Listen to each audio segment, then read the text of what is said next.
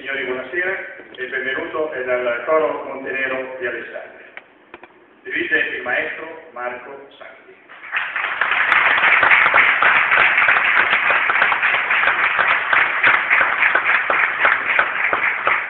Il concerto di questa sera per noi del coro sarà suddiviso in due parti.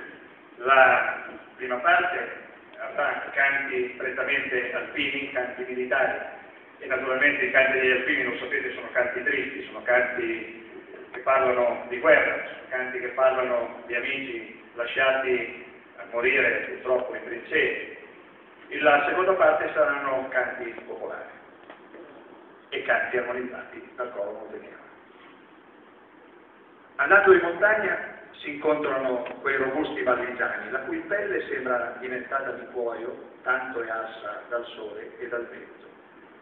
Ma nel canto che ora ascolterete, i colori che intende l'autore non sono tanto quelli esteriori,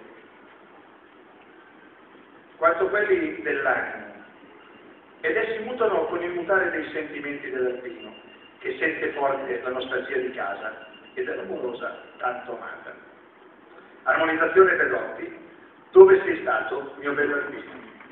Io dico sempre che le suonerie dei cellulari sono eccezionali, fanno dei suoni che sono anche veramente molto molto belli, però vi chiediamo per favore di spegnerli in questa occasione. Grazie.